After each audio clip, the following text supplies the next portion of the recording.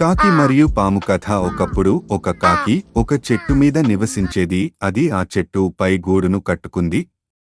కాని ఒక పాము అదే చెట్టు కింద పుట్టలో నివసించేది. మరియు కాకి గుడ్లు పెట్టిన ప్రతిసారి పాము చెట్టు పైకి పాకి వాటిని తినేస్తుంది. ఇలా చాలా సార్లు చేసేసరికి కాకి ప్రతీకారం తీర్చుకోవాలని అనుకుంది. కాని పాముతో నేరుగా పోరాడేందుకు బలం లేదు. కాబట్టి కాకి ఒక తెలివైన ప్రణాళికతో ముందుకు వచ్చింది. ఒకరోజు సమీపంలోని రాజ్యంలో రాణి కొలనులో స్నానం చేస్తోంది.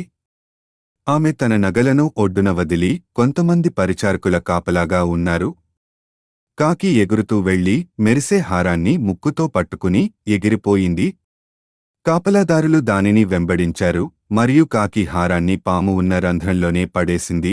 కాపలాదారులు చెట్టు వద్దకు వచ్చి పాము పుట్ట తవ్వారు. వారు పామును చంపి రాణి హారాన్ని తిరిగి తీసుకున్నారు. చివరికి కాకి ప్రశాంతంగా జీవించి దాని పిల్లలను పెంచుకుంటూ స్వేచ్ఛగా